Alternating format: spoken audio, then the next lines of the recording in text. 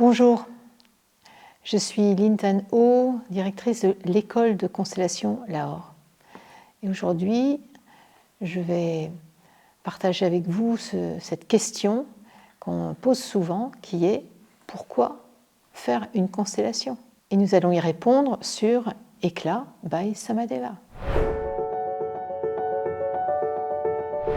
Donc, les personnes viennent vers nous, souvent, pour nous demander « Mais pourquoi est-ce que moi je devrais faire une constellation ?»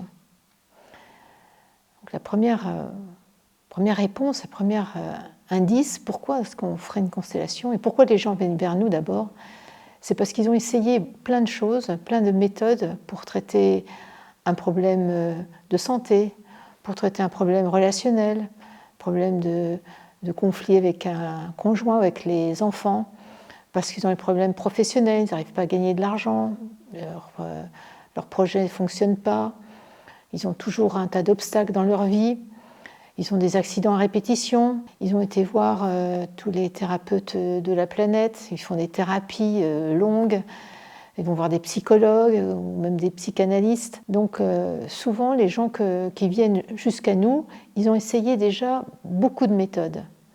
Et en désespoir de cause, on leur dit « mais peut-être faites une constellation. S'il n'y a rien qui marche, faites une constellation. » Donc ce qu'on peut dire, c'est que quand on a tout essayé et que rien ne marche, c'est qu'il y a une chose qu'il faut aller explorer, c'est ce qu'on appelle le niveau systémique. Le principe, la grande idée, c'est que quand on a un problème, c'est toujours un faisceau de causes. Il n'y a jamais une seule cause. Il y a une cause qui peut être physique, il y a une cause qui peut être émotionnelle, on a un blocage émotionnel, on a trop de peur ou trop de manque d'estime de soi ou trop de colère, trop de tristesse.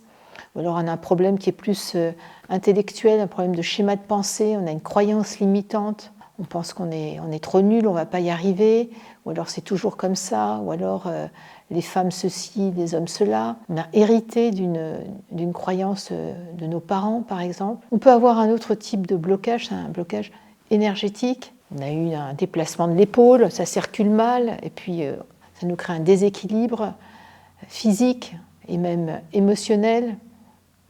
Donc on peut avoir tous ces troubles-là à différents niveaux. Il y a un autre niveau encore, c'est le niveau systémique. C'est-à-dire qu'il y a une cause dont la source est dans notre système familial. Ça peut être la relation à nos parents, qui n'est pas harmonieuse, la relation dans notre fratrie, on n'a pas une juste place dans notre fratrie, on est l'aîné mais on ne prend pas notre place d'aîné par exemple. Ça peut être aussi dû à l'influence d'un membre de notre système familial, notre système ancestral, c'est-à-dire qu'il s'est passé quelque chose dans le passé, dans nos lignées, un événement grave, un traumatisme qui n'a pas été intégré à ce niveau de génération et ce traumatisme, il se transmet de génération en génération. C'est comme ça que quand on regarde un arbre généalogique, quand on fait ce qu'on appelle un génogramme, c'est-à-dire qu'un arbre généalogique simplifié, où on note justement ces faits graves ou marquants, on se rend compte, par exemple, il y a une faillite sur l'arrière-grand-père, puis ça saute une génération, c'est le père, et puis c'est le fils, puis ça arrive jusqu'à nous. Donc il y a des événements comme ça qui se répètent, et c'est significatif de rassembler ces informations sur un génogramme, puisqu'on voit, ça se matérialise, toute cette répétition. Donc ça peut être des faits comme ceux-là, des histoires de professionnels, matériels, mais ça peut être bien sûr des maladies. Et on voit beaucoup de maladies qui se répètent dans les lignées, que ce soit des cancers, des diabètes, des problèmes de cœur. Donc il y a des éléments qui sont génétiques, bien sûr, mais la génétique, c'est quoi ? C'est une histoire qui s'est inscrite dans les gènes et qui se répète.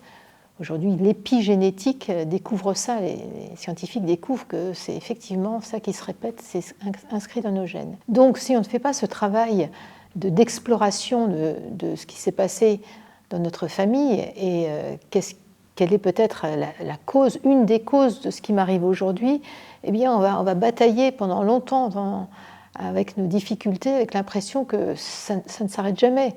Les gens viennent nous voir en me disant, par exemple, problème de couple, je rencontre toujours les mêmes partenaires, c'est toujours la même histoire. J'en quitte un et j'en retrouve un autre et on dirait que c'est le même. Ce genre de paroles nous mettent la puce à l'oreille. Ils nous disent, mais oui, c'est tout à fait le modèle de la répétition des histoires du passé qu'on n'arrive pas à arrêter, on n'arrive pas à couper ce lien négatif avec une histoire du passé. Donc pourquoi on fait une constellation ? C'est pour aller trouver cette cause et nous en libérer. Et alors, on voit, après une constellation, une fois qu'on a mis en lumière cette dynamique, c'est-à-dire cette loyauté à un de nos ancêtres, eh bien que les choses changent dans notre vie. Et c'est concret. Le temps de la constellation, c'est un temps X, et très souvent, quand les gens rentrent chez eux, il y a des fois, très rapidement, ils sentent que quelque chose s'est passé en eux ou autour d'eux. Parfois, ça dure jusqu'à 2 semaines, 2 mois et parfois 2 ans. Mais en tout cas, il y a un mouvement qui est lancé dans le champ familial, dans le champ d'information de la famille. C'est-à-dire que des informations qui étaient bloquées à un endroit et qui avaient besoin d'être reconnues et mises à une juste place sont reconnues et sont mises à une juste place dans l'espace symbolique de la constellation. Et l'espace symbolique de la constellation, c'est notre espace psychique qui est comme externalisé, comme mis à l'extérieur de soi. C'est ça qui est assez extraordinaire dans ce travail de constellation. Donc, pourquoi est-ce que c'est intéressant de faire une constellation ? C'est pour être libre de ça. C'est d'abord pour prendre cette information. Moi, je dis souvent aux personnes qui ne connaissent pas encore ce travail, venez d'abord découvrir, venez faire l'expérience simplement en observateur pour prendre connaissance de cette méthode qui est quand même inédite aujourd'hui, même si elle est pratiquée depuis la nuit des temps. Les textes anciens chinois nous en parlent, par exemple, ils parlent des principes qui régissent les familles, donc c'est connu depuis longtemps par les sagesses traditionnelles, en tout cas en Chine et même sur tous les continents. Mais nous, dans notre monde moderne, on est très loin de ces connaissances, on a perdu cette sagesse ancestrale. Donc on a besoin de réapprendre comment ça fonctionne.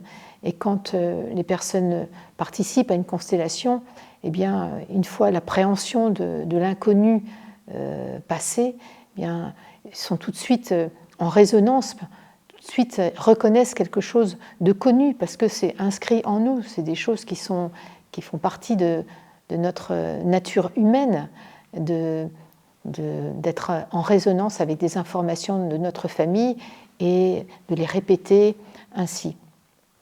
Donc pourquoi faire une constellation ? Pour être libre de vivre ma vie et pas la vie de quelqu'un d'autre, pas la vie d'un ancêtre, pas les projets de mes parents, de mon père ou de ma mère, mais vraiment être moi, être heureux, être libre. Les personnes nous demandent quand est-ce que je dois faire une constellation, à quel moment demander une constellation. La constellation intervient à un moment particulier d'un cheminement d'une personne qui a un problème. Les problèmes peuvent être variés, des problèmes physiques, des problèmes émotionnels, des problèmes familiaux, des problèmes professionnels, des problèmes d'argent. On peut avoir toutes sortes de problèmes. Et donc, je disais précédemment que tout problème a un faisceau de causes. Si on se tord le pouce, on ne va pas faire une constellation parce qu'on s'est tordu le pouce. On va aller voir, les uns vont voir un rebouteux, les autres vont voir un médecin, on se mettre un plâtre, etc. Mais si je me tords le pouce à chaque jour anniversaire du décès de mon grand-père, je me dis, tiens, il y a quelque chose quand même d'un peu bizarre. C'est pas tout à fait la même chose. Il y a une autre information qui nous dit, peut-être il faut que j'aille regarder qu'est-ce qui s'est passé dans la vie de mon grand-père et pourquoi je suis en résonance avec cette histoire-là. Et c'est assez fréquent. Les personnes viennent nous voir et nous racontent des histoires de ce genre-là. C'est souvent des jours d'anniversaire, le décès de ma grand-mère ou des dates de mariage ou des dates de divorce, etc. Donc, dans notre travail de constellation, nous intégrons toutes ces informations. Et elles nous guident sur cette décision de faire une constellation. Une constellation, c'est toujours un accompagnement complémentaire à un autre type de thérapie. Bien sûr, à des traitements médicaux classiques, ça ne remplace pas les médicaments, ça ne remplace pas une opération ou tout accompagnement médical, mais ça potentialise les effets de ces interventions. Parce que parfois, on peut avoir un rejet d'un médicament, par exemple, parce qu'il y a encore une histoire derrière qui s'impose à nous. Il y a encore une influence de notre histoire familiale qui fait que je ne peux pas accepter ce médicament. C'est assez fréquent. Donc, je le répète, ça ne remplace pas un traitement médical, mais ça peut potentialiser les effets de ce traitement médical. Ça peut accompagner, bien sûr, ça accompagne de façon très efficace une thérapie plus classique, aller voir un psychologue ou aujourd'hui les gens vont voir des hypnothérapeutes ou tout autre thérapeute. La constellation, c'est aussi un outil qui est très intéressant pour développer la connaissance de soi, parce que quand on se libère de l'influence de notre système, il nous faut un peu de temps pour découvrir ou redécouvrir qui nous sommes vraiment. Pendant longtemps, j'ai fait comme mon père, j'ai fait comme ma mère, j'avais les mêmes buts, j'ai été soumis à des schémas de pensée familiaux qu'il fallait faire comme ci, il fallait faire comme ça. Et moi, qui je suis maintenant? Donc la constellation peut nous aider à clarifier ça, à comprendre d'où nous venons et quelles sont les qualités, les potentiels que je peux mettre en évidence. Quand des personnes viennent dans nos ateliers pour découvrir des constellations, découvrir cette méthode, et qu'ils comprennent qu'on peut se libérer du poids du passé, de tout ce qu'on s'est transmis de génération en génération, qu'eux-mêmes n'ont pas réussi à déposer, à libérer, une grande partie d'entre eux, quand ce sont des parents, se disent, mais ils me posent la question, mais est-ce que si moi je fais cette constellation, ce que j'ai vécu là, est-ce que ça va s'arrêter? Est-ce que mes enfants vont pas avoir les mêmes problèmes, vont pas avoir les mêmes difficultés professionnelles ou les mêmes blocages ou les mêmes accidents à répétition que j'ai vécu, que ma mère a vécu ou que ma grand-mère? Évidemment, bien évidemment, c'est une des bonnes raisons de faire des constellations. C'est que non seulement on se libère soi-même des histoires du passé qui se répètent, parce que le système fonctionne comme ça, les systèmes familiaux ont cette fonction de perpétuer la mémoire de ce qui s'est passé, que ce soit des bons événements ou d'autres mauvais événements, le système ne fait pas la différence. Mais nous avons la possibilité d'arrêter ce processus mécanique d'équilibre aux dépens des uns et des autres.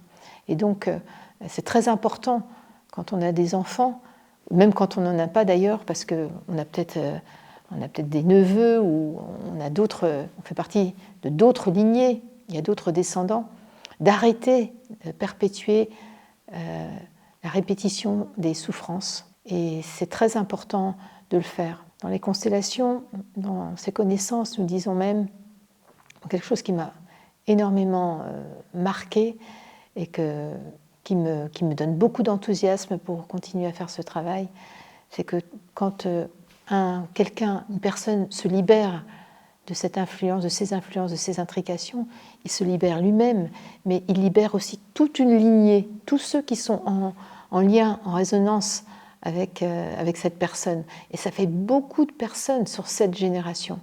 Donc on a cette possibilité, et pourquoi ne pas en profiter? Pourquoi ne pas en faire l'expérience? Puisque ce qui est intéressant, c'est d'expérimenter par soi-même les effets des constellations. On n'est pas obligé de me croire, hein. Moi je suis une passionnée, j'enseigne ça, donc je sais les effets, je les ai vécus dans ma famille, dans ma chair, donc je sais exactement quels sont les bienfaits. Mais ce qui est intéressant, c'est que chacun, vous qui nous écoutez, qui découvrez cette vidéo, faites-en l'expérience, regardez si c'est un outil qui peut vous aider à vous libérer. Et qui voudriez-vous libérer dans votre famille? Et pourquoi faire une constellation en groupe? Parce qu'il y a de nombreuses façons de faire des constellations. On peut les faire en individuel avec un constellateur. On les fait en groupe, on les fait même à distance. Mais pourquoi les faire en groupe? Qu'est-ce qui est qu'est-ce que ça nous apporte, qu'est-ce qui est important. Moi, je fais de nombreuses constellations en groupe, que ce soit en ligne ou dans des espaces, on est réunis ensemble. C'est quand on a un problème, on est enfermé dans notre problème et on a souvent l'impression d'être seul à vivre ce problème. Nous, on appelle ça être identifié à son problème. Moi, je me rappelle toujours ma mère qui, après la séparation douloureuse avec mon père, levait toujours les yeux au ciel en disant « mais moi j'ai un problème ». Mais elle n'en a parlé à personne. Moi j'ai un problème et c'était « mais vous ne pouvez pas comprendre mon problème ». Et quand on sait que son problème c'était la séparation avec mon père, mais qui est-ce qui n'a pas vécu une séparation? Aujourd'hui c'est un problème complètement anodin. C'est qui n'a pas vécu de séparation? C'est plutôt ça, dans l'autre sens qu'il faut poser la question. Donc ma mère, comme beaucoup d'autres, imaginait qu'elle était la seule sur la planète à vivre ça et qu'elle pouvait surtout en parler à personne. C'est vrai qu'à son époque, ce n'était pas fréquent d'aller chez le psy, le thérapeute ou trouver quelqu'un à qui parler. Alors qu'aujourd'hui, nous avons cette grande chance d'avoir des espaces nombreux où on peut déposer son problème. Donc on le fait chez un thérapeute, un psy, un médecin. Et ce qui est intéressant, c'est de le déposer dans un groupe. Alors tout de suite, les gens nous disent « mais oh là là, j'ai peur d'un groupe, je ne veux pas exposer mon problème dans un groupe, j'ai honte, ceci, cela ». Mais quand on se familiarise avec cette pratique, on se rend compte que les uns et les autres, on n'est pas très différents. On a les mêmes problèmes. Et comme on a les mêmes problèmes, eh bien on trouve les mêmes solutions pour traiter ces problèmes. Et que quand l'un trouve une solution dans un cercle des constellations, eh bien ça résonne très facilement aux autres, puisqu'on a tous le même type de problème. Problème avec papa, maman, avec mon fils, ma fille, mon mari, mon conjoint, ma femme, le travail, l'argent. On a tous ces mêmes problèmes, les êtres humains. Mais nous nous croyons, et bien sûr, uniques. Et on est unique, c'est vrai aussi. Longtemps, on s'est senti très unique. Jusqu'au moment où, lors de mes entretiens des constellations, je me suis rendu compte que vraiment les problèmes étaient caricaturaux, tellement ils étaient similaires en fait. Et quand les personnes découvrent ça dans les constellations, ça crée une proximité, ça crée un champ de confiance où on se rend compte qu'on peut aider l'autre aussi en étant représentant par exemple. En participant à une constellation, on peut aider quelqu'un. Et quand on décide de sortir de son problème et d'être acteur de la résolution d'un problème d'un autre, c'est encore une autre dimension de notre vie qui s'ouvre. On n'est plus centré, enfermé, identifié à son histoire, mais on lâche beaucoup de choses et en plus on reçoit l'effet de la constellation, l'effet du mouvement de libération pour l'autre. Donc on se rend compte que dans les constellations, on est en résonance les uns avec les autres et c'est une découverte qui est extrêmement intéressante. On découvre ce principe de l'interrelation, que dans notre société où on est coupé, beaucoup séparés les uns des autres, on est très individualiste, on est chez soi, sa télé, son histoire, sa vie, son téléphone, on a peu d'espace de partage et d'écoute des uns des autres. Bien, ces constellations sont des partages où ce sont des espaces où on peut partager, où se créent des espaces de communauté humaine qui sont extrêmement précieuses et rares. Et ça fait partie du processus de guérison. On n'est pas tout seul avec ce problème et on peut s'entraider les uns les autres. Mais cette expérience humaine, elle est unique, elle est inédite et elle mène vraiment à la libération. Et les gens, après 2 heures ou 3 heures passées ensemble, sont en contact avec des émotions comme la confiance. Je peux avoir confiance que ce que j'ai vécu là avec des personnes, mais ça existe, des personnes qui peuvent m'aider, qui ne me connaissent pas. L'espérance, je peux espérer d'avoir un avenir différent, c'est possible. Je l'ai vécu dans une constellation qui avait un possible qui s'ouvrait. La fraternité, des valeurs comme ça qui sont tellement difficiles à vivre dans notre monde quand on est pris dans le mouvement de la vie rapide, du travail et la vie moderne. Donc une constellation, c'est bien plus que trouver une solution à un problème. C'est vraiment une expérience humaine qui est extrêmement enrichissante. Et pour ma part, en tant que constellatrice, c'est ça qui m'enrichit jour après jour. C'est ça que je trouve merveilleux, c'est de créer ces espaces où ces expériences humaines sont possibles. Donc si vous avez apprécié cette vidéo, si vous voulez aller plus loin, si vous voulez découvrir ce que sont les constellations, vous pouvez vous adresser à des constellateurs. Bien sûr, en priorité, ceux qui sont formés à nos méthodes. Il y a une liste sur notre site de ceux que nous recommandons. Vous pouvez participer à des stages. Nous avons des stages à thème. Ici, nous sommes à Oval, mais partout en France aussi. Et puis, bien sûr, des formations pour vous qui êtes des professionnels de la santé, des thérapeutes. Formez-vous à cette merveilleuse méthode pour apporter cette richesse, cette ouverture pour vos patients ou vos clients. Et si vous avez aimé cette vidéo, vous pouvez nous soutenir en likant cette vidéo, en la partageant, en vous abonnant à notre chaîne.